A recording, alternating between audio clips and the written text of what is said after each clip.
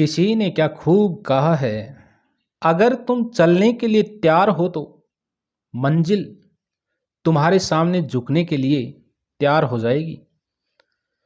तो दोस्तों, ये संकेत के नवम सर्ग से संबंधित सेकंड वीडियो है। इससे पहले एक वीडियो बना लिया है, अगर आपने नहीं देखा तो प्ले लिस्ट में जाकर देख सकते हैं। संकेत का नवम सर्ग जो मैथिली शरण गुप्त द्वारा रचित है, ये एक महाकाव्य प्रबंधात्मक शैली में लिखा गया है, जो आरपीसी के द्वारा फर्स्ट ग्रेड और सेकंड ग्रेड अध्यापक भर्ती में सिलेबस में शामिल किया गया है। इसकी व्याख्या देखेंगे। अगर आपको वीडियो अच्छा लगे तो लाइक करें, शेयर करें, सब्सक्राइब करें, ऑल नोटिफिकेशन पे क्लिक करें ताकि आने वाले वीडियोस के बारे में नोटिफिकेशन प्राप्त हो जाए। अरे व्यर्थ है व्यंजनों की बड़ाई, हटा थाल तो क्यों इसे आप लाई।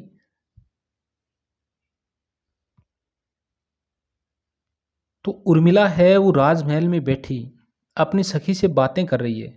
उसमें भोजन का समय हुआ, दासी व्यंजनों का थाल लेकर उसके पास आई और व्यंजनों की प्रशंसा करने लगी। तब उर्मिला जी क्या कहती हैं, अरे व्यर्थ है व्यंजनों की बड़ाई, हटा थाल तू क्यों इसे आप लाई। व्यंजनों यानी भोजन।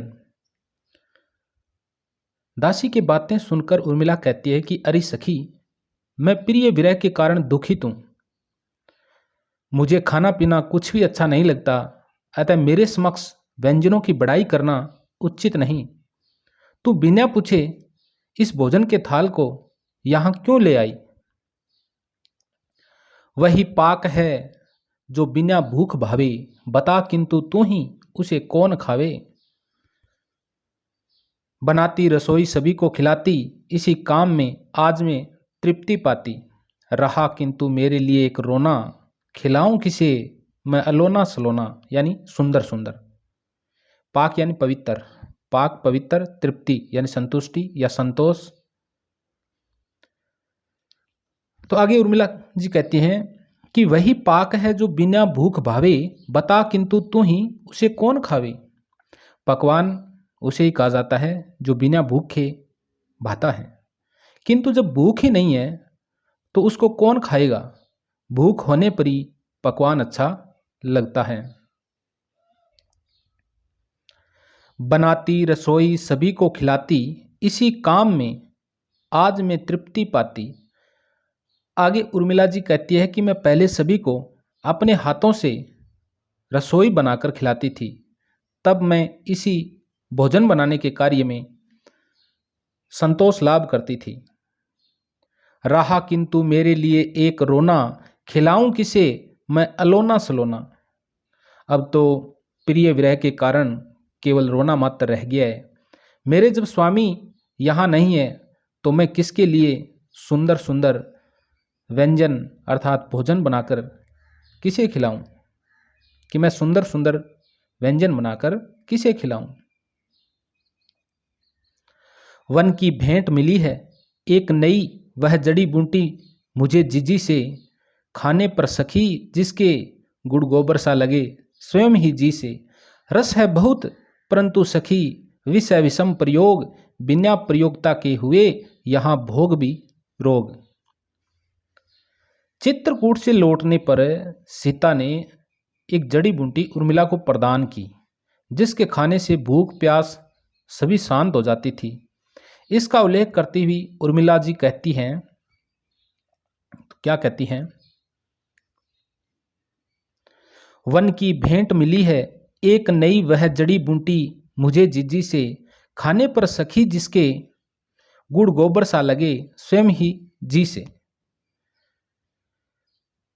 उर्मिला जी कहती है कि वनोपहार स्वरूप मुझे जिजी अर्थात सीता से एक नवीन जड़ी बूटी मिली है, जिसके कारण मुझे भूख प्यास नहीं लगती, और उस जड़ी बूटी के कारण भोजन गुड़ गोबर प्रतीत होता है। रस है बहुत परंतु सखी, विष है विषम प्रयोग, बिना प्रयोगता के हुए या भोग भी रोग। तो आगे उर्मिला जी कहती है कि इस भोजन में बहुत रस है, किंतु मुझे प्रिय वियोग में यह विष प्रयोग सदृश दुखकर प्रतीत होता है। बिना प्रयोगता के भोग भी रोग के समान होता है।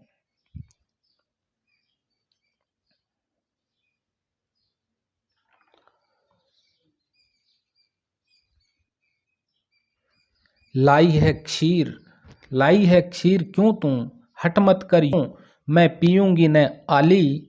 मैं हूं क्या हाय कोई शिशु सफल हटी, रंक भी राज्यशाली। माना तूने मुझे है तरुण विरहिणी, वीर के साथ ब्याह, आंखों का नीर ही क्या, कम फिर मुझको चाहिए और क्या हाय। इस पद में प्रिय विरह में व्याकुल उर्मिला भोजन नहीं करना चाहती और धात्री को वापिस कर देती है। उसके बाद दासी दूध लाती है, केवल पेय पदार्थ आग्रह करती है। उर्मिला दूध के लिए भी मना कर देती है और वह कहती है, क्षीर यानी दूध, आली यानी सखी, रंक रंक यानी निर्धन, नीर यानी पानी। तो लाई है क्षीर क्यों तू, हट मत कर यूं, मैं पीऊंगी न आली। तो उर्मिला जी कहती है, अरे सखी तू मेरे लिए दूध क्यों लाई है, मुझसे इसके लिए हट मत कर, मैं पेय पान नहीं करूंगी, तू क्यों हट करती है। मैं हूं क्या हाय कोई शिशु सफल हटी, रंक भी राज्यशाली। तूने मुझे जब, हाँ, तू सोचती होगी अरे मैं क्या हूं केवल सफल हटी शिशु, नहीं मैं स्त्री राज्यशाली रंक भी हूं, अतः हट उचित है। माना तूने मुझे तरुण विरहिणी, वीर के साथ ब्याह, आंखों का नीर ही क्या, कम फिर मुझको चाहिए और क्या हाय। तरुण यानी नौजवान, युवती, विरहिणी यानी वियोगिनी। तो आगे उर्मिला जी कहती हैं कि तूने मुझे जब तरुण विरहिणी नौजवान युवती मान लिया है एवं एक वीर वधु समझ लिया है, तो अब मुझे कुछ नहीं चाहिए, केवल नयन नीर ही क्या मुझको कम है, अर्थात रुधन पर्याप्त है, अर्थात रुधन पर्याप्त है। चाहे फटा फटा हो मेरा अंबर अशून्य है आली, आकर किसी अनिल ने भला यहाँ धूलि तो डाली। धूलि दूसर है तो क्या, यूं तो मृण्य मात्र गात्र भी, वस्त्र ये वल्कलों से तो है सुरम्य सुपात्र भी। फटते हैं मैले होते हैं सभी वस्त्र व्यवहार से, किंतु पहने हैं क्या उनको हम सब इसी विचार से। पीऊँ ला खाऊं ला सखी पहनू ला सब करूं, ज्यूं मैं जैसे हो यह अवधि का अर्णव तरूं, कहे जो मानुसो किस विध बता धीरज धरूं। अरे कैसे भी तो पकड़ प्रिय के वे पद मरूं। पद होता है चरण, पद का अर्थ क्या होता है चरण यानी पैर। धीरज, धीरज यानी धैर्य, धरूं, धरूं यानी धारण करूं। अर्णव, अर्णव का मतलब होता है अर्णव, अर्णव यानी सागर। तरूं यानी पार करूं। अवधि, अवधि यानी पराकाष्ठा, सीमा, हद, निर्धारित समय भी कह सकते हैं। विद, यहां पर ये विद आया है, विद, विद का अर्थ होता है किस प्रकार, विद यानी किस प्रकार। धूलि धूसर, धूलि धूसर, धूलि धूसर यानी मिट्टी से सने हुए।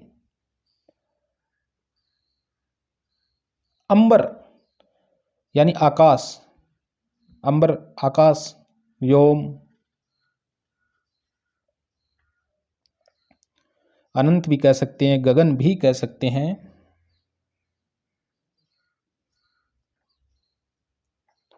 और इसके अलावा आया है अशून्य।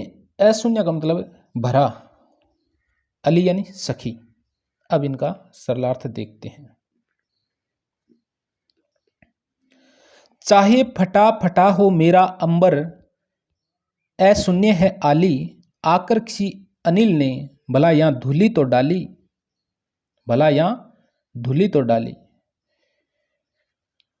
उर्मिला अपने व्यथित हृदय का वर्णन करती हुई कहती है कि चाहे मेरा हृदय काश प्रिय विरह के कारण फटा फटा सा प्रतीत हो रहा है। कैसा प्रतीत हो रहा है? फटा फटा सा प्रतीत हो रहा है, किंतु वह शून्य नहीं है, अशून्य है। अशून्य यानी शून्य नहीं है, अर्थात उसी की मूर्ति विराजमान है।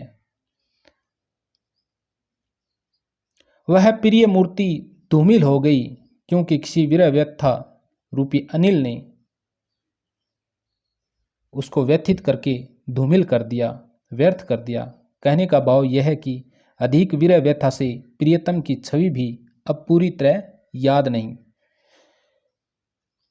जैसे जब लंबी जुदाई होती है ना, तो प्रिय की छवि भी आश्रय द्वारा कुछ कुछ भूली सी जाती है। इसे विरह गीतों में क्या कहते हैं? ओलू कहते हैं। आगे देखते हैं।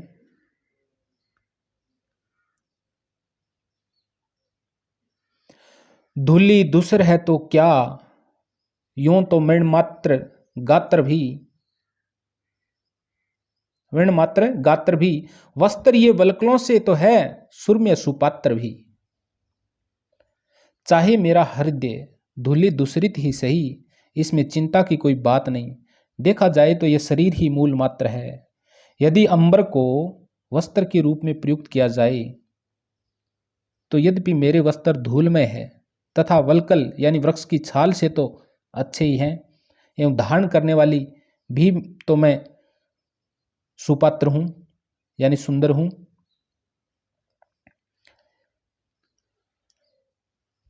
आगे उर्मिला जी क्या कहती हैं? फटते हैं मेले होते हैं सभी वस्त्र व्यवहार से, किंतु पहनते हैं क्या उनको हम इसी विचार से। आगे उर्मिला जी कहती है कि यह शरीर आत्मा का वस्त्र है, मृत होने पर यह बदलकर आत्मा दूसरे वस्त्र रूपी शरीर को धारण करती है। अतः संसारिक क्षेत्र में वस्त्र के बदलने से कोई मोह नहीं होता, उसी प्रकार शरीर के बदलने से भी मोह नहीं करना चाहिए। इसलिए फटते हैं मैले होते हैं सभी वस्त्र व्यवहार से, किंतु पहनते हैं क्या उसको हम इसी विचार से। तो उर्मिला जी कहती है कि व्यवहार से सभी वस्त्र मैले होते हैं, फटते हैं, किंतु इस प्रकार से निर्मोह होकर यह फटेंगे इस भावना से कोई भी इनको नहीं पहनता। इसी प्रकार शरीर समाप्त हो जाएगा इस भावना से कोई भी मनुष्य जीवन व्यतीत नहीं करता। पीऊं ला खाऊं ला सखी पहनूं ला सब करूं, जीऊं मैं जैसे हो ये अवधि का अर्णव तरूं। आगे उर्मिला जी कहती है कि अरे सखी, ला मैं पीऊं खाऊं पहनूं एवं सभी कर्म करूं, मुझे तो जीवित रहकर इस वीर अवधि रूपी सागर को तरना ही पड़ेगा। अर्णव यानी सागर, तरु यानी तरना। कहे जो मानू सो किस विध बता धीरज धरूं, अरे कैसे भी तो पकड़ प्रिय के वे पद मरूं। अरे तू जो कहे उसे ही मानूंगी, तू ही बता किस प्रकार से मैं धैर्य धारण करूं। मुझे अपने प्रियतम के चरण पकड़ना, पद पकड़ना, पैर पकड़ना मेरी हार्दिक कामना है। मैं उनके पदों में ही, उनके पैरों में ही मरूं, यही मेरी कामना है। रोती है और दुनी निरख कर मुझे, रोती है और दुनी निरख कर मुझे, दीन सी तीन सांसें, दीन सी तीन सांसें। निरख यानी देखकर या फिर निहारना, दीन सी, दीन यानी एहसाय और दीन सी में उपमा अलंकार है। तीन सांसें यहाँ तीन सांसों किसके लिए कहा गया है? एक तो शत्रुघ्न है, एक श्रुति कीर्ति और एक मांडवी है। शत्रुघ्न की पत्नी श्रुति कीर्ति और मांडवी, इन तीनों के लिए तीन सांसें कहा गया है। तो सखी व दासी के कहने से उर्मिला भोजन करना स्वीकार करती है। वह सोचती है कि उसका प्रिय के चरण कमलों को पकड़ने के लिए जीवित रहना आवश्यक है एवं इसी के लिए भोजन अनिवार्य है। पर वह अपनी व्यथित दशा पर अन्य दुखी व्यक्तियों की ओर संकेत करती हुई कहती हैं, क्या कहती हैं कि रोती हैं और दुनी निरख कर मुझे दीन सी तीन सांसें, कि अरे सखी मुझे इस प्रकार व्यथित देखकर दीन सी, गरीब सी, असहाय सी तीनों सांसें रो रही है। यानी मेरे देवर श्री शत्रुघ्न मुझे देखकर नत हत बहने छोड़ती है उषा से। होते हैं देव श्री नत हत बहने छोड़ती है उषा से, यानी मेरे देवर श्री शत्रुघ्न मुझे देखकर नत यानी नम्र विनीत हो जाते हैं और हत बहने छोड़ती है उषा से, यानी जो बहनें कौन? मांडवी और श्रुति कीर्ति बहनें भी उषा से यानी ग्रम ग्रम प्राणवायु छोड़ती है। आली तू ही बता दे इस विजन बिना मैं कहां आज जाऊं।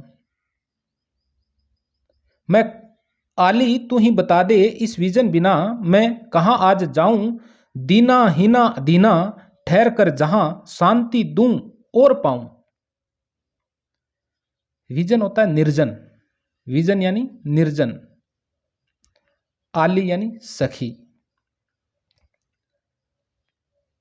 और आगे उर्मिला जी कहती हैं कि अरे सखी मैं तुझी से पूछती हूँ, आली तू ही बता दे, मैं तुझे से ही पूछती हूँ, इस व्याकुल दशा के बिना आज कहां चली जाऊं, जिसमें दीना हीना अधीना सी होकर, दीनहीन और अधीन सी होकर दूसरों को शांति प्रदान करूं एवं स्वयं भी प्राप्त करूं। आई थी सखी मैं यहां लेकर हर्षो उल्लास, जाऊंगी कैसे भला देकर यह निश्वास। हर्षोल्लास यानी प्रसन्नता। विरह व्यथा से व्याकुल दशा में भी वह मरना नहीं चाहती। उर्मिला जी की बात है ये, उर्मिला जी है ये विरह व्यथा से भी व्याकुल है और मरना नहीं चाहती। वह प्रिय दर्शन के लिए जीवित रहना चाहती है। वह कहती है आई थी सखी मैं यहां लेकर हर्षो उल्लास, कि अरे सखी मैं जन्म काल में हर्ष और उल्लास के साथ संसार में आई थी, जाऊंगी कैसे भला देकर यह निश्वास। किंतु क्या इस प्रकार निश्वास देकर ही संसार से दुखी दशा में ही मर जाऊंगा? नहीं। कहां जाएंगे प्राण ये लेकर इतना ताप, प्रिय के फिरने पर इन्हें फिरना होगा आप। कहां जाएंगे प्राण ये लेकर इतना ताप, ताप यानी संताप, प्रिय के फिरने पर इन्हें फिरना होगा आप। आगे उर्मिला जी कहती हैं कि अरे सखी इतना पाप लेकर मेरे प्राण कहां जाएंगे, उन्हें कहीं भी जगह नहीं मिलेगी। यदि वे चले भी गए तो प्रियतम के वापिस लौटने पर वे स्वयं पुनः आ जाएंगे। इस प्रकार उर्मिला भोजन करने के लिए तत्पर होती है, तैयार हो जाती है। अगर दोस्तों वीडियो अच्छा लग रहा है तो लाइक करें, इतना तो बनता ही है। आगे देखते हैं। साल रही सखी माँ की, झांकी वह चित्रकूट की मुझको। बोली जब वे मुझसे मिला न वन ही न भवन ही तुझको।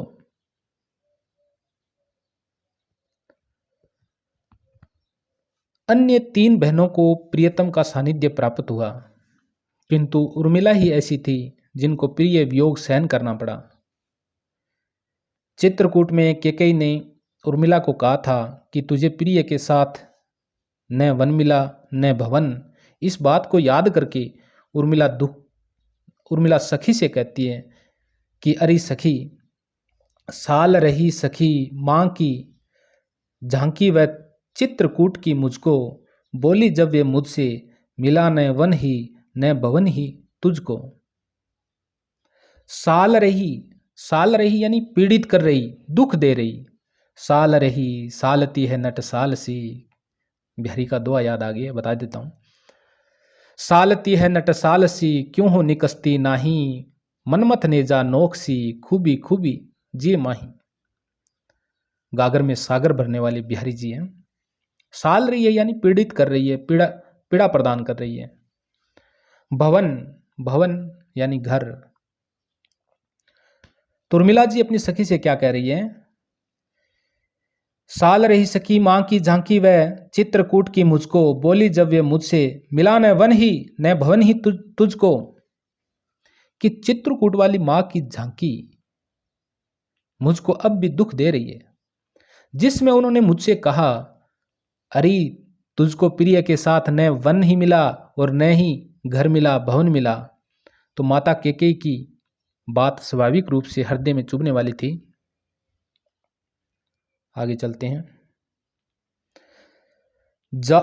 जात तथा जा माता समान ही मान तात थे आए। जात तथा जा माता समान ही मान तात थे आए, पर निज राज्य न मंझली माता को वे पाए। पर निज राज्य न मंझली माता को वे प्रदान कर पाए। जात होता है बेटा। जा माता यानी कन्या का पति, दामाद। तात यहां पर पिता के लिए है, और पिता कौन है यहां पर? राजा जनक है। निज यानी अपना। मंजली माता किसके लिए आया है? तो ये कैकेयी के लिए आया है। उर्मिला चित्रकूट में आए हुए राजा जनक के मनोभावों का वर्णन करती हुई कहती हैं, क्या कहती हैं? कि जात तथा जा माता समान ही मान तात थे आए, पर निज राज्य ने मंझली माता को वे प्रदान कर पाए। कि मेरे पिता राजा जनक उनको पुत्र एवं जा माता यानी दामाद दोनों ही समझकर वहां आए थे। किनको? लक्ष्मण जी को। उर्मिला जी कहती है कि मेरे पिता राजा जनक उनको किसके लिए आया? लक्ष्मण जी के लिए आया। उनको पुत्र एवं दामाद दोनों ही समझकर वहां आए थे, किंतु मंझली माता कैकेयी को अपना राज्य न देश के, अपना राज्य न देश के। मिली मैं स्वामी से पर कह सकी क्या संभल के। मिली मैं स्वामी से कह सकी क्या संभल के, बहे आंसू होके सखी सब उपालंब गल के। आगे उर्मिला जी कहती है कि मैं चित्रकूट में स्वामी से मिली थी, यानी लक्ष्मण से मिली थी, किंतु उसे कोई भी बात सावधानी से न कह सकी। मेरे हृदय में जो उपालम भरा हुआ था, उपालम यानी उलाहना, जो मेरे को लक्ष्मण जी को जो उलाहना देना था, जो उलाहना भरा हुआ था मेरे हृदय में, एवं जिनको मैं उनसे कहना चाहती थी, वह सब अश्रु बनकर बह गए, अश्रु बनकर ही रह गया। उन्हें हो आई जो निरख मुझको निर्वदया, उसी की पीड़ा का अनुभव मुझे हाय रह गया। निरख यानी देखना, निर्व यानी होता है शांत या मौन। तो आगे क्या कहती है उर्मिला जी? उन्हें हो आई जो निरख मुझको निर्वदया, उसी की पीड़ा का अनुभव मुझे हाय रह गया। मैंने जब उसको बनवासी रूप में देखा तो मेरा हृदय दया से दयार्द्र हो गया। अतः केवल उसी की पीड़ा का मुझे अनुभव हुआ और शेष भूल गई।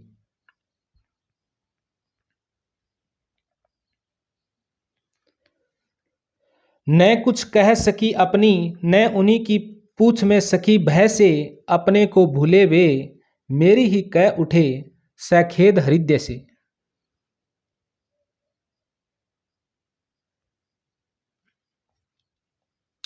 तो चित्रकूट में प्रिय से अच्छी तरह से मिलन न होने से उस विषय में पश्चाताप करती हुई उर्मिला कहती है कि अरे सखी, न कुछ कह सकी अपनी, कि मैं उसमें भय के कारण न तो अपने मनोभावों को व्यक्त कर सकी, न उन्हीं की पूछ में सकी भय से अपने को भूले वे, मेरी ही कह उठे सखेद हृदय से।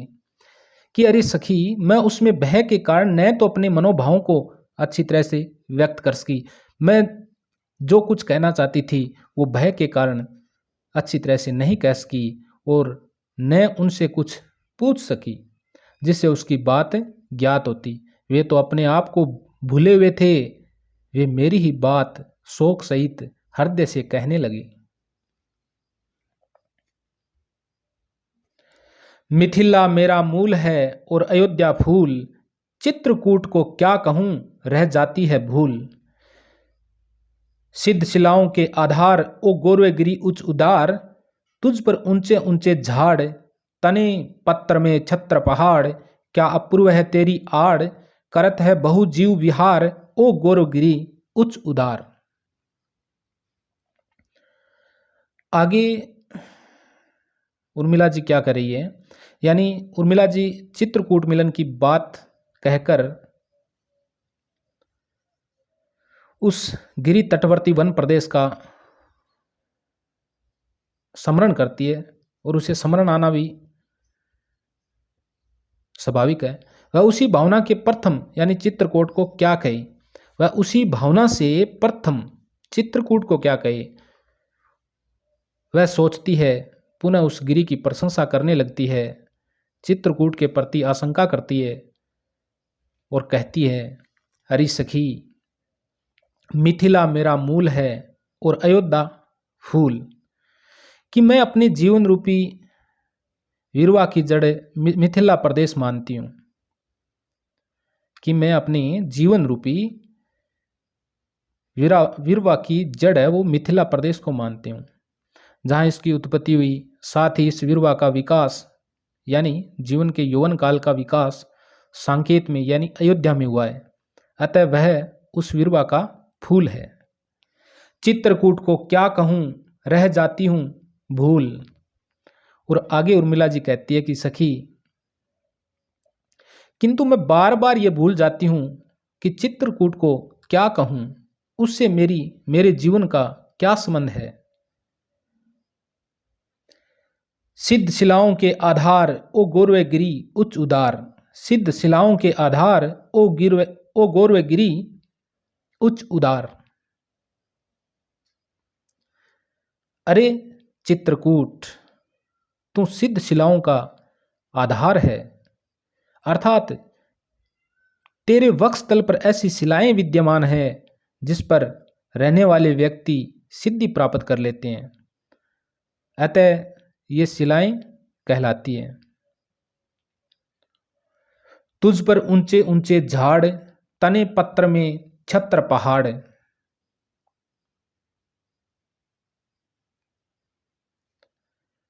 आगे उर्मिला जी कहती है कि तेरे वक्षस्थल पर ऊंचे ऊंचे वृक्ष शोभायमान है, जिसके तने और पत्ते पहाड़ के छत्र के समान प्रतीत होते हैं। क्या अपूर्व है तेरी आड़, करत है बहु जीव विहार ओ गौरवगिरी उच्च उदार।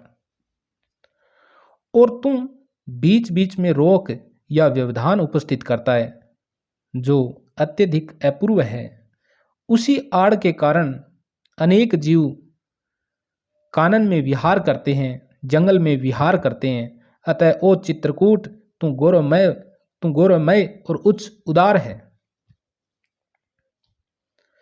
तो इस पद में उर्मिला जी के द्वारा चित्रकूट की शोभा की प्रशंसा की गई है। घिरकर तेरे चारों ओर करते हैं गन क्या ही घोर, नाच नाच गाते हैं मोर। घिर यानी घेर कर, घन यानी बादल, घोर यानी भयंकर या अतीव। चित्रकूट की प्रशंसा करती हुई उर्मिला जी कहती है कि अरे चित्रकूट, घिरकर तेरे चारों ओर करते हैं घन क्या ही घोर। कि चित्रकूट तेरे चारों ओर घने बादल घिर घिर कर अति शोभा, अत्यधिक शोभा उत्पन्न करते हैं। कि तेरे चारों ओर घने बादल घिरकर अत्यधिक शोभा उत्पन्न करते हैं। नाच नाच गाते हैं मोर, उठती है गहरी गुंजार, ओ गोरेगिरी उच्च उदार। जिनको देखकर मोर आनंद से नाचने और गाने लगते हैं, उन मयूर आदि पक्षियों की गहरी गुंजार उस वन प्रदेश में गुंजित हो जाती है। अतः वे तू गिरों में यानी पर्वतों में गौरवता प्राप्त करने वाला उच्च उदार पर्वत है।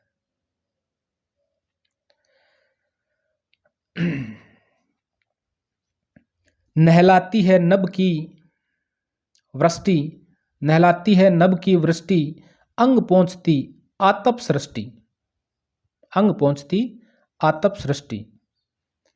नभ यानी आकाश, वृष्टि यानी वर्षा, आतप, आतप यानी गर्मी का ताप, सृष्टि, सृष्टि यानी रचना, निर्माण या संसार।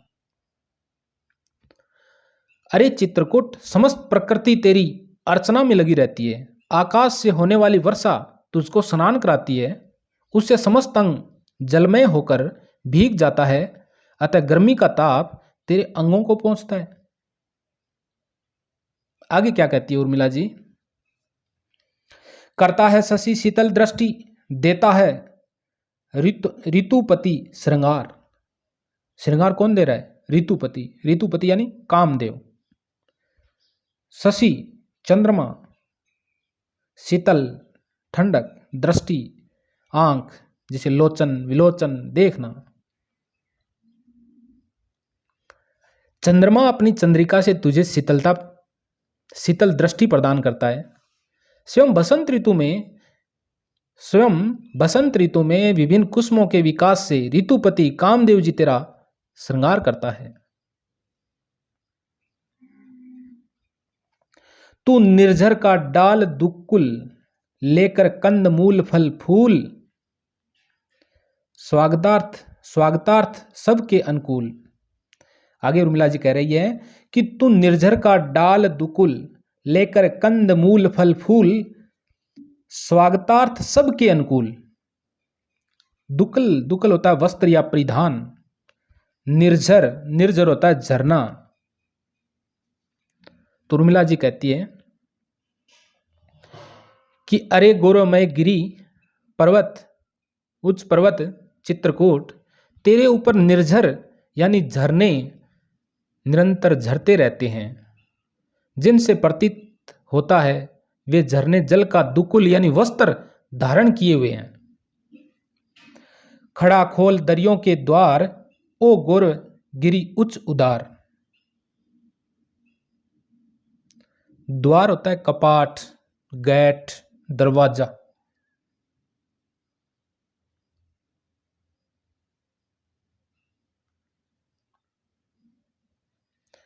आगे उर्मिला जी कहती हैं कि तेरे वृक्षों में कंदमूल फल फूल उत्पन्न होते हैं, मानो तू उन्हें अपने आगंतुक यानी अपने अतिथियों के स्वागत के लिए हुए खड़ा हुआ है।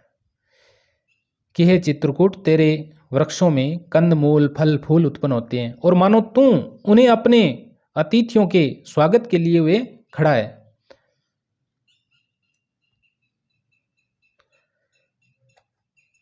और तूने उसके विश्रामार्थ अपनी भुजाओं के द्वार या कपाट खोल दिए हैं।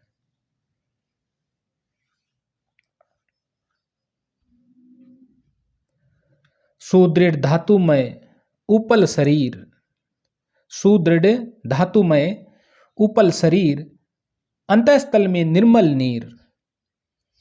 अटल अचल तू धीर गंभीर, समशीतोषण शांति सुख सागर, शांति सुख सार ओ गौरवगिरी उच्च उदार। धातुमय, निर्मल यानी स्वच्छ, नीर यानी जल, अटल, अटल यानी अविचल या स्थिर, अचल यानी पर्वत, धीर, धीर यानी धैर्यवान सहनशील, गंभीर, गंभीर यानी अथाय सघन, शांति सुख सार, शांति सुख प्रदान करने वाला।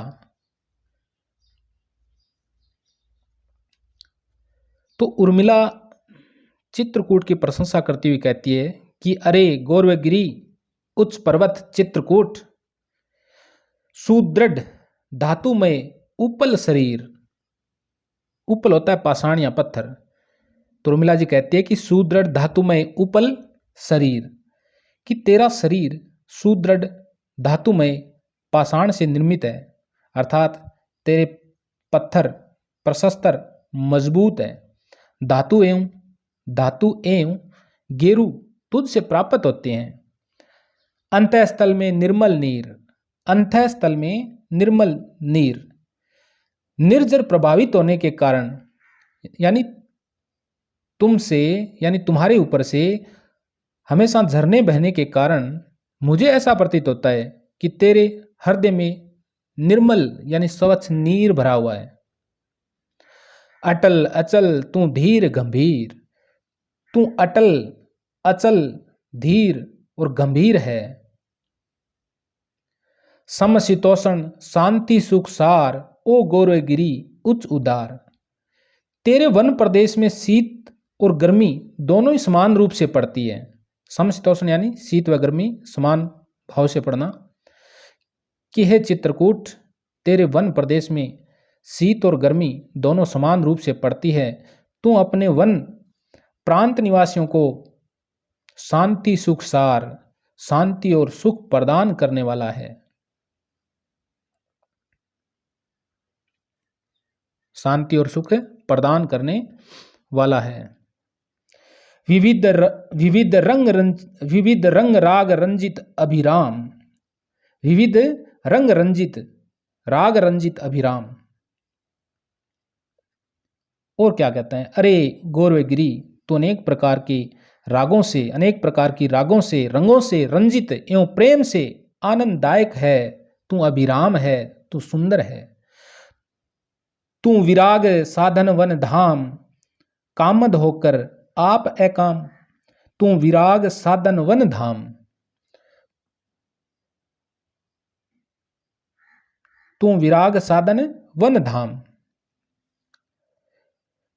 तेरे वन प्रदेश में आने वाले व्यक्तियों को स्वतः विराग्य प्राप्त हो जाता है। अतः तू विराग का साधन है, अनेक वनों का धाम है। कामद होकर आप एकाम, कामद होकर आप एकाम, कामद मानी इच्छा या कामना, एकाम यानी कामना रहित, कि तू स्वयं दूसरों की कामना पूरी करता है और स्वयं एकाम अर्थात कामना रहित है।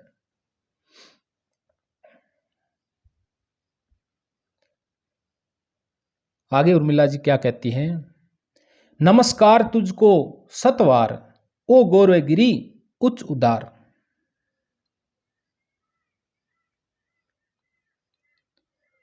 सतवार यानी 100 बार। हे उच्च एवं उदार गिरिवर, तुझे सैकड़ों बार नमस्कार।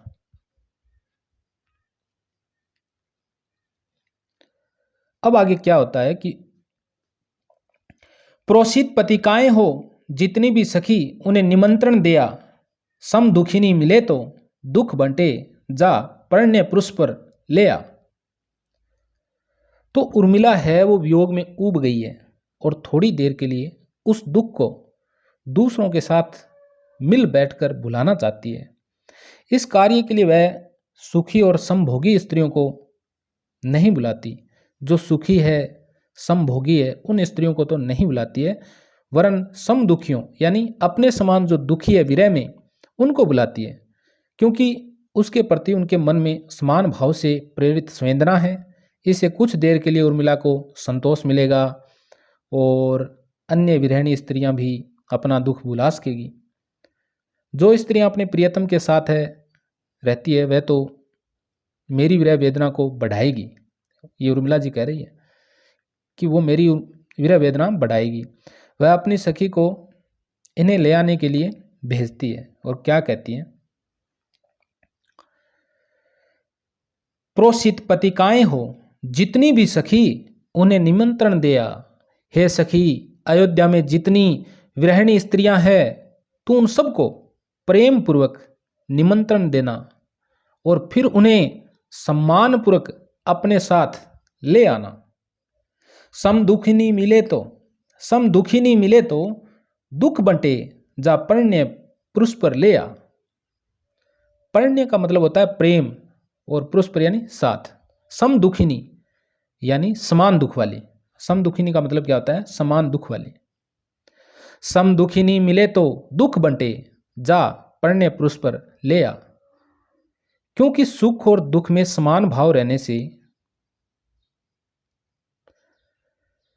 या रहने वाली स्त्रियों के साथ, दुख और सुख के समान भाव रहने वाली स्त्रियों के साथ बातें करने से यह समय कट जाएगा। तो उर्मिला जी वियोग में अत्यधिक पीड़ित हैं। तो दोस्तों आज इतना ही पढ़ेंगे। अगर आपको वीडियो दिल से अच्छा लगा है तो वीडियो को कम से कम लाइक किया करो, चैनल को सब्सक्राइब करो, ऑल नोटिफिकेशन पे क्लिक करो ताकि आने वाले वीडियोस के बारे में नोटिफिकेशन प्राप्त हो जाए। अपने मित्रों को शेयर भी करो। ओके।